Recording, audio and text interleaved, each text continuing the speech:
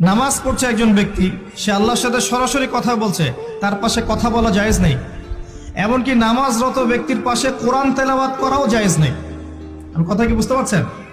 একজন ব্যক্তি নামাজে দাঁড়িয়েছে, আল্লাহর সাথে কথা বলছে, পাশে আপনি কোরআন তেলাওয়াত করতে পারবেন না জোরে জোরে। মনে মনে করতে হবে, করতে চাইলে মনে মনে করতে হবে।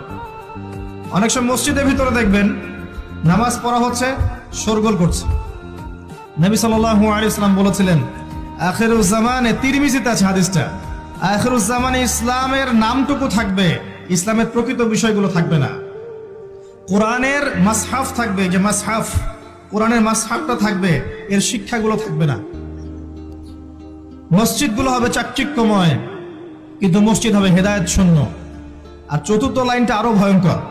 4 নম্বর লাইনে গিয়ে নবীজি বলেছেন সাল্লাল্লাহু আলাইহি ওয়াসাল্লাম, আসমানের নিচে জমিনের উপরে আল্লাহর সবচেয়ে নিকৃষ্ট সৃষ্টি হবেন এক শ্রেণীর আলেম, যাদের থেকে ফিতনা ছড়াবে এবং তাদের দিকেই ফিতনা ফিরে আসবে।